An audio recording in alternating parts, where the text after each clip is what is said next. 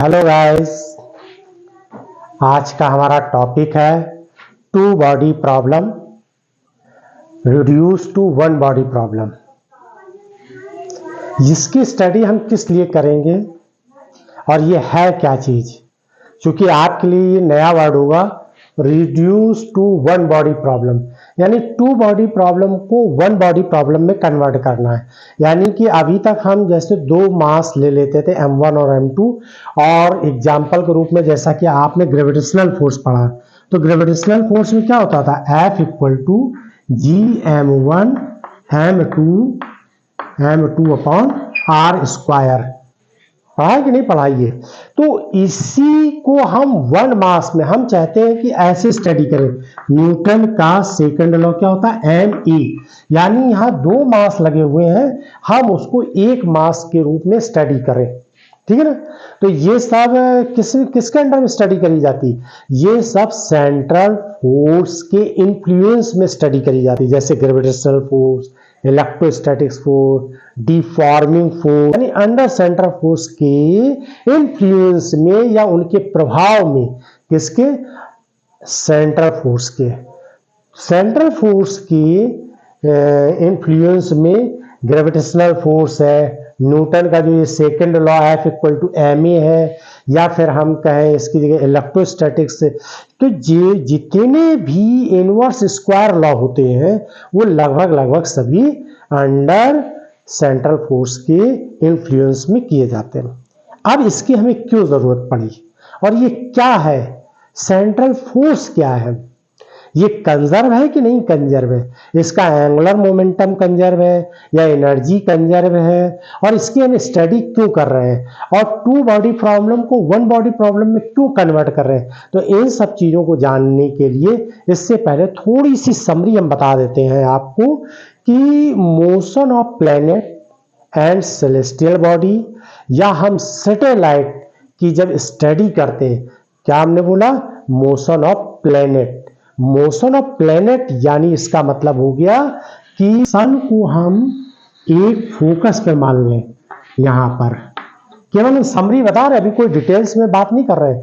क्यों हम पढ़ने जा रहे हैं उसका जो है थोड़ा सा इंटरेक्शन इससे, तो पहले हम इसको इंटरेक्ट तो कर दे टू बॉडी प्रॉब्लम को वन बॉडी प्रॉब्लम में। तो सन जैसे एक फोकस पर स्थित है, यानी यहां पर है, और इसके अराउंड प्लैनेट रिवॉल्व करते हैं, सन के अराउंड एक ऑर्बिट में, है ना, ऑर्बिट में क्या करते हैं, रिवॉल्व करते हैं। तो प्लेनेट यहां भी हो सकता है, यहां इस तरीके से रिवॉल्व करते हैं, और प्लेनेट के अराउंड सैटेलाइट मूव्स करती हैं। ठीक है ना। तो अर्थ की सैटेलाइट क्या है, नेचुरल सैटेलाइट, तो मून है। तो अब हम जो स्टडी करने जा रहे हैं उसमें एक सन का मास होगा, और मान लीजिए ये अर्थ है। आपने ग्रेविटेशनल फोर्स पढ़ा होगा, है ना, तो उसमें ग्रेविटेशनल फोर्स में F equal to GM1 M2 upon R square होगा। न्यूटन का ग्रेविटेशनल फोर्स का फार्मूला होता है GM1 M2 upon R square, और इसके बाद न्यूटन का सेकेंड लॉ क्या पढ़ा हमने, ME। यहां पर M1 है और यहां पर M2 है। ठीक है ना। तो हम दरअसल यहां पर जो ये M आपको 1 दिख रहा है केवल, और यहां पर 2 दिखाई दे रहे हैं, तो इन दोनों, यानी एक हो गया सन का मास और एक हो गया प्लेनेट का, या हम ये कहें कि एक अर्थ का मास हो गया और दूसरा क्या हो गया, ऑब्जेक्ट का मास हो गया, यानी टू बॉडी हो गई। तो टू बॉडी को वन बॉडी के फॉर्म में स्टडी, ये दोनों किस तरीके से वन बॉडी यानी two body problem one body में हो गया। तो ये सभी की सभी स्टडी हम किसके अंडर में कर रहे हैं, ग्रेविटेशनल फील्ड के, यानी कि सेंट्रल फोर्स का अगर हम एग्जाम्पल लें तो ग्रेविटेशनल फोर्स भी है। सेंट्रल फोर्स का एग्जाम्पल लें, ग्रेविटेशनल फोर्स है। ठीक है ना।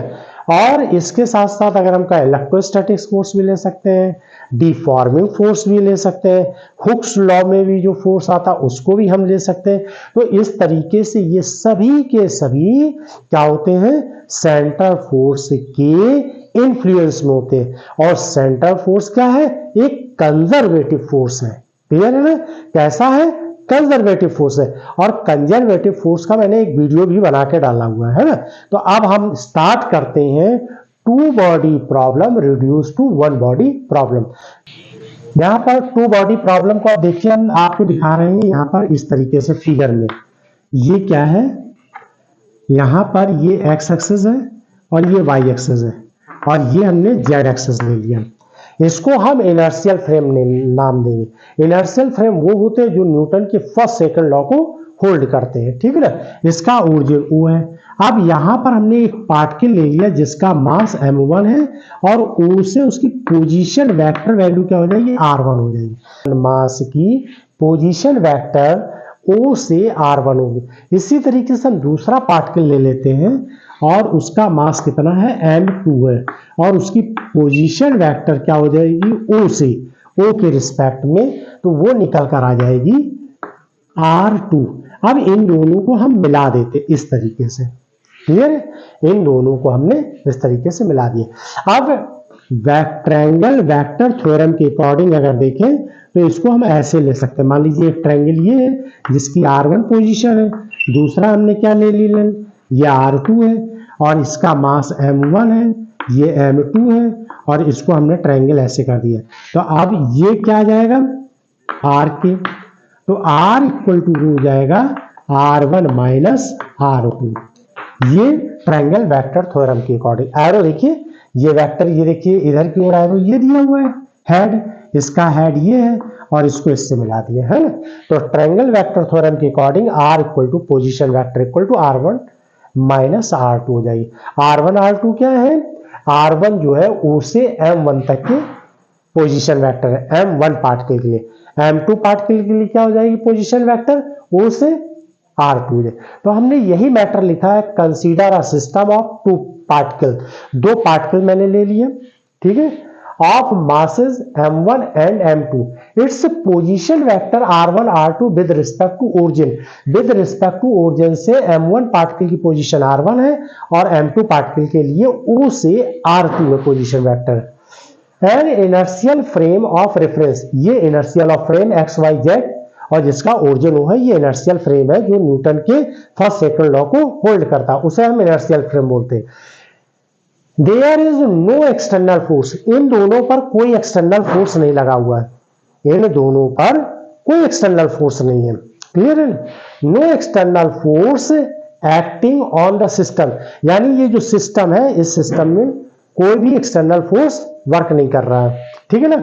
It is acted on mutually interaction, यानी जैसे कि अर्थ मून से इंटरेक्ट है, सन से अर्थ इंटरेक्ट है, या सन से जुपिटर, या सन से मार्स, ये इंटरेक्ट है आपस में, यानी कोई एक्सटर्नल फोर्स नहीं है, ये म्यूचुअल इंटरेक्शन में है। द अंडर सेंट्रल फोर्स, और इन सबकी स्टडी हम किसके अंडर में करते हैं, सेंट्रल फोर्स के इन्फ्लुएंस में स्टडी करते हैं।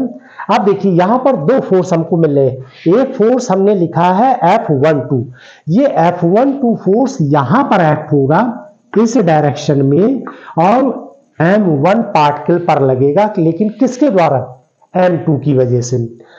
तो इससे हम फोर्स यहां पर क्या हो जाएगा 1 2, और यहां पर एक फोर्स होगा जो 2 1 होगा, जो 2 1 होगा, लेकिन m2 पर जो फोर्स डेवलप होगा वो किसके, ड्यू टू m1 के, m1 पर ड्यू टू m होगा और m2 पर ड्यू टू m1 के होगा, है ना। तो ये ड्यू टू रीजन मतलब इस रीजन से इन पर ये फोर्स डेवलप होगी, clear.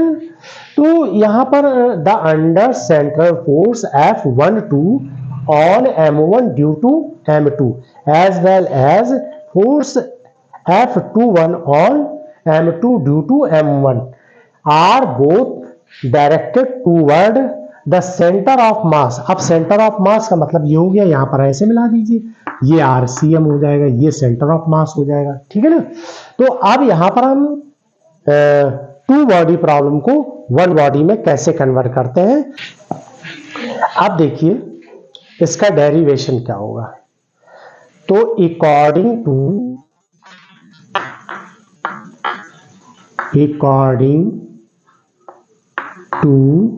Newton third law, Newton's third law क्या होता है, एक्शन टू रिएक्शन, F12 और ये क्या होता है पोजीशन डिपेंडेंट यानी डिस्टेंस डिपेंडेंट होता है। सेंट्रल फोर्स कैसे होते हैं? सेंट्रल फोर्स कैसे होते हैं? पोजीशन डिपेंडेंट होते हैं, ठीक है ना, दूरी पर डिपेंड करते हैं। -F(2(1)R, ठीक है ना। ये न्यूटन्स थर्ड लॉ होता है एक्शन टू रिएक्शन, यानी इस पार्टिकल पर यहाँ एक फोर्स डेवलप हुआ जिसको हमने नाम दिया F12। दूसरे पार्टिकल पे कितना हुआ? F21 हुआ। दोनों क्या होंगे? एक दूसरे के कैसे हो जाएंगे? अपोजिट हो जाएंगे, ठीक है ना। तो यहाँ साइन कैसा आ जाएगा? नेगेटिव आ जाएगा, क्लियर। अब देखिए F12 फोर्स जो पोजीशन डिपेंडेंट यानी डिस्टेंस डिपेंडिंग है, ये वैल्यू हो जाएगी यहाँ पर किसके? F(R) और यूनिट वेक्टर, ये इसका मैग्नीट्यूड है, इस फोर्स का ये मैग्नीट्यूड है और ये डायरेक्शन है। अब इसको हम न्यूटन के सेकंड लॉ के अकॉर्डिंग M1 पार्टिकल, देखिए ये M1 पार्टिकल है और पोजीशन क्या है? d2r1 अपॉन dt स्क्वायर, ठीक है ना। फोर्स इक्वल टू क्या होता है? मास इंटू एक्सलेशन, और एक्सलेशन को हम ऐसे डिनोट करते हैं, यानी कि ये क्या लिखेंगे? डिफरेंशियल इक्वेशन सेकंड ऑर्डर की विद रिस्पेक्ट टू किसके है? ये टाइम टी के, ठीक है। इसी तरीके से अब इसको हम F(R) ये ऐसे लिख देंगे d2r1 dt square equal to F(R) और ये पोजीशन वेक्टर ऐसे लिखा है, और M1 को हम यहाँ क्या कर दें? ऐसे लिख दें, क्लियर है। ये इस तरीके से आ गया, यहाँ तक समझ में आ गई बात। अब देखिए इसी तरीके से हम पार्टिकल M2 के लिए निकाल लेते हैं, इसी तरीके से पार्टिकल M2 के लिए निकालेंगे। तो देखिए F21 और इसकी वैल्यू क्या हो जाएगी? माइनस हो जाएगी। देखिए ये माइनस है कि नहीं? माइनस मैग्नीट्यूड लिखेंगे F(R) और ये क्या हो जाएगा? डायरेक्शन हो जाएगा। इसकी वैल्यू क्या हो जाएगी? M2 हो जाएगी d2 square R by dt square equal to minus F(R) और ये क्या हो जाएगी? यूनिट वेक्टर हो जाएगी d2r by dt square equal to minus F(R), ये यूनिट वेक्टर, और M2 को यहाँ डिवाइड कर दीजिए। ये इक्वेशन हो गई सेकंड, और ये इक्वेशन क्या है? फर्स्ट है। ये इक्वेशन फर्स्ट। अब क्या करेंगे हम? इन दोनों को क्या करें? इसमें से इसको क्या कर दें? यहाँ पर इसमें से इसको क्या कर दें? Subtracting equation first, subtracting second from equation first, ठीक है ना। तो फर्स्ट में से सेकंड को क्या कर दें? हम सबट्रैक्ट कर दें। तो अब इसका काम खत्म हो गया है, इसको इरेज करके हम यहाँ पर सबट्रैक्ट कर दे रहे हैं। अब देखिए, यानी कि इस इक्वेशन में से इक्वेशन फर्स्ट से इक्वेशन सेकंड को क्या करें? हम सबट्रैक्ट कर दें। तो क्या आ जाएगा? d2r1 dt square minus d2r2 by dt square equal to, यानी कि लेफ्ट में से लेफ्ट को सबट्रैक्ट कर लिया और राइट में से राइट को। तो देखिए ये क्या हो जाएगा? F(R) by M1 unit vector, यहाँ ये माइनस का साइन आया और एक ये माइनस का है, प्लस हो जाएगा F(R) unit vector M2, clear है। ये यहाँ पर M1 M2 आ गए, दोनों मास आ गए कि नहीं आ गए। अब इनको हम क्या करेंगे? 1/M1 प्लस 1/M2 ऐसे लिख देंगे, और ये हो जाएगा F(R) यूनिट वेक्टर, ये ऐसे हो गया। इधर क्या करेंगे? d2 by dt square common ले लेंगे, तो ये R1 माइनस R2 हो जाएगी, और ये सभी पोजीशन वेक्टर हैं, तो ये एरो लगा दीजिए, ठीक है ना। यहाँ पर सभी में इस जगह चूंकि ये पोजीशन वेक्टर है, तो इसमें क्या करिए? एरो लगा दीजिए।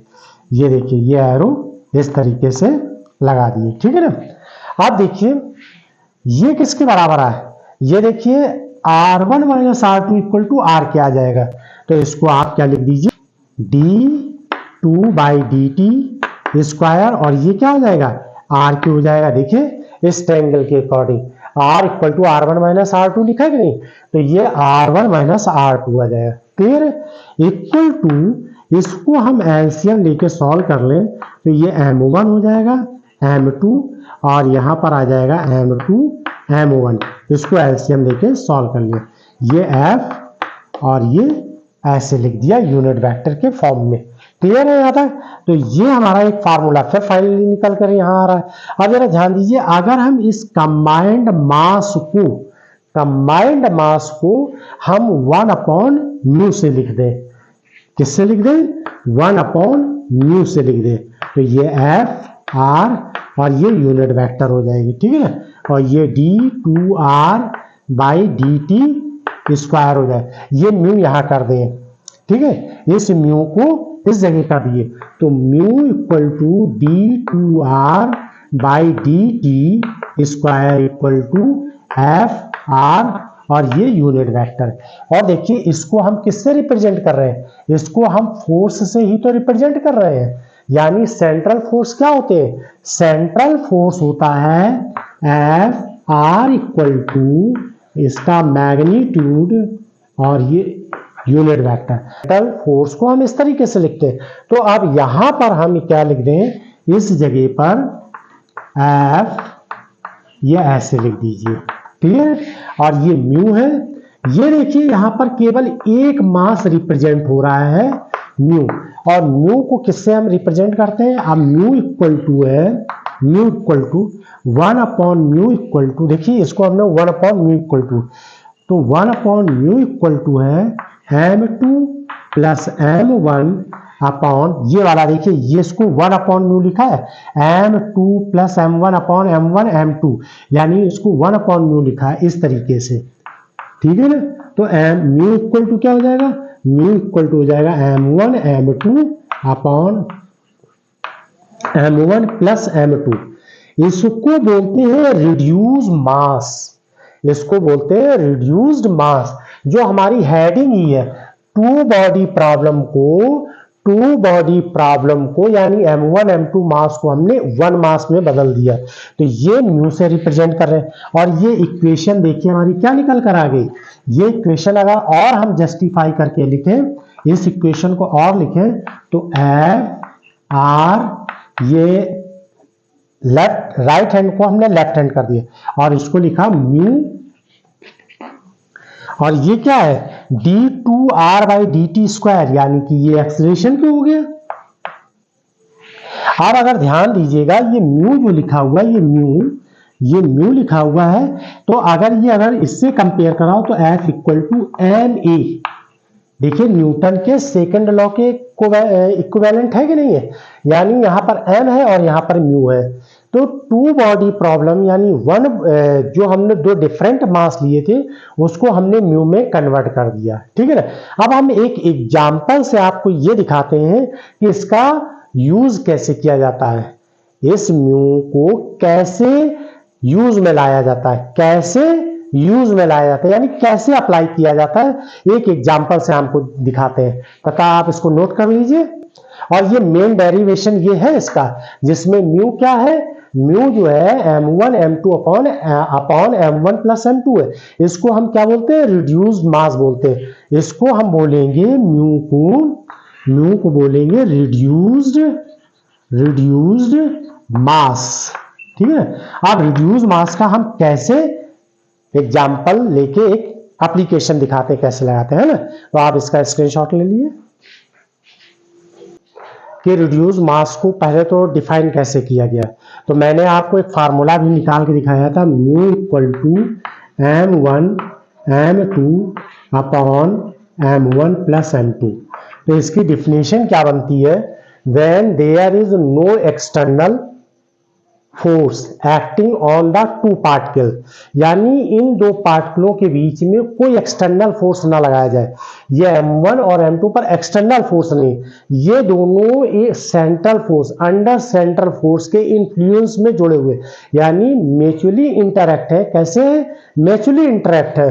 तो उस ड्यूरेशन में ये सिंगल पार्टिकल की तरह ये दोनों पार्टिकल एक पार्टिकल के रूप में कैसे काम करेंगे? तो mutually interaction force is that of mutually interaction. ये फोर्स कैसा हो जाएगा? Only force. तो ओनली फोर्स कौन सा है यहाँ पर? कौन सा है? Central force, under central force of influence, यानी सेंट्रल फोर्स के इन्फ्लुएंस में is that of mutual interaction, then the system behaves as a single particle of mass, यानी सिंगल पार्टिकल ऑफ मास के रूप में काम करेंगे। तो यहाँ पर म्यू जो है इन दोनों का एक कंबाइंड रूप में एक सिंगल मास पार्टिकल के रूप में स्टडी करेंगे अब हम m1 m2 upon m1 plus m2। Clear? अब देखिए एक एग्जांपल लेते हैं हाइड्रोजन एटम का। तो hydrogen atom consist of proton, one proton and one electron. Hydrogen atom consist of proton, एक तो प्रोटॉन होता है, ठीक है, और एक इलेक्ट्रॉन होता है, एन इलेक्ट्रॉन, ठीक है ना, एक इलेक्ट्रॉन होता है। क्लियर है? और प्रोटॉन का मास अगर हम m1 मान लें, प्रोटॉन हैज मास कितना रखता है? m1, और इलेक्ट्रॉन मास कितना रखता है? m2 रखता है। क्लियर है? आप देखिए रिड्यूस मास का फार्मूला क्या हो जाएगा अगर इस फार्मूले में वैल्यू रखें तो mu equal to m1 proton का मास और m2 किसका है? इलेक्ट्रॉन का मास है, upon m1 proton plus m2 electron का मास। क्लियर है यहाँ पर? अब एक बात बताइए, m1 का जो मास है, प्रोटॉन का जो मास है, प्रोटॉन का जो मास है m1 वो कितना है? इलेक्ट्रॉन के mass of proton, mass of proton m1 more greater than mass of electron, mass of electron। अब इलेक्ट्रॉन का मास कितना है? m2 है, यानी इसका मतलब ये हुआ कि देखिए, और अगर हम क्लियर करें तो m1 की वैल्यू जो होती है वो 1.6, यानी प्रोटॉन का मास जो होता है 1.6 इंटू 10 की पावर -27 kg होता है, और जबकि m2 इलेक्ट्रॉन का जो मास होता है 9.1 इंटू 10 की पावर -31 kg है। तो देखिए ये 10 की पावर 27 है और ये कितना है? 10 की पावर -31 है। तो यानी इसका मतलब प्रोटॉन का मास क्या है? इलेक्ट्रॉन के मास से बहुत ज्यादा है। तो यहां पर हम क्या करेंगे? m2 को क्या कर दें? निगलेक्ट कर दें। m2 को क्या कर दें? निगलेक्ट कर दें। जब आप इसको निगलेक्ट कर देंगे तो क्या आ जाएगा? m1 m2, यहाँ कंपेयर हमेशा प्लस माइनस से किया जाता है, कंपेयर हमेशा सिमिलर अमाउंट में जोड़ा और घटाया जाता है, ये ध्यान रखिए। यानी ऐड और सब्ट्रैक्ट सिमिलर या उसके आसपास के अमाउंट। ये नहीं है कि इसका 10 की पावर -27, इसका 10 की पावर -31 है। तो इसके कंपेयर में, प्रोटॉन के कंपेयर में इलेक्ट्रॉन का मास क्या है? बहुत कम है। तो इसको निगलेक्ट कर देंगे तो नीचे क्या आ जाएगा? केवल m1 होगा और ऊपर तो m1 m2। तो आप देखिए नीचे m1 m1 कट गया तो क्या आ गया? m2। ये मास किसका है? इलेक्ट्रॉन का मास है। तो ये मास मास ऑफ इलेक्ट्रॉन। तो इंपॉर्टेंस बात क्या है कि जो रिड्यूस मास वैल्यू आई है, जो रिड्यूस मास वैल्यू आई है वो लाइटर पार्टिकल के इक्वल है। रिड्यूस मास की जो वैल्यू है वो लाइटर पार्टिकल के इक्वल है। क्लियर है ना? यानी कि अब अगर हमें फार्मूलेट करना होगा, कहीं फार्मूले में वैल्यू लिखनी होगी तो हम प्रोटॉन की नहीं रखेंगे। जब हमें कोई फार्मूला वन सिंगल बॉडी में स्टडी करनी होगी, मान लो Ma लिखना है तो यहाँ पर m की जगह ये म्यू यूज करेंगे। और जब आगे के आप प्लेनेटरी मोशन की जब स्टडी करेंगे तो वहां पर आपसे ये कहा जाएगा कि ये जो m है ये रिड्यूस मास है। तो ये रिड्यूस मास किसके बराबर है? वो लाइटर यानी लाइटेस्ट पार्टिकल, लाइटर जो हैवियर एक पार्टिकल होगा, एक लाइटर पार्टिकल होगा, तो लाइटर यानी कि जिसका मास कम होगा वो यहाँ यूज होगा। तो अगर मान लो हम कंपेयर करें अर्थ और सन, अर्थ और सन की जब हम स्टडी करेंगे और अब जब फार्मूला हम ये F equal to M A लगाएंगे तो अर्थ और सन की स्टडी करेंगे तो यह मास जो आएगा वो अर्थ का आएगा। हम मास अगर हम स्टडी करें अर्थ और किसी ऑब्जेक्ट की, अर्थ और किसी ऑब्जेक्ट की, तो यहाँ पे मास किसका आएगा, ऑब्जेक्ट का आएगा। तो ये है एम जो यहाँ पर रिप्रेजेंट कर रहा है वो रिड्यूस मास के फॉर्म में कर रहा है। तो यही रिड्यूस फॉर्म है और ये डेफिनेशन है। तो आई होप कि आप लोगों को समझ में आया होगा।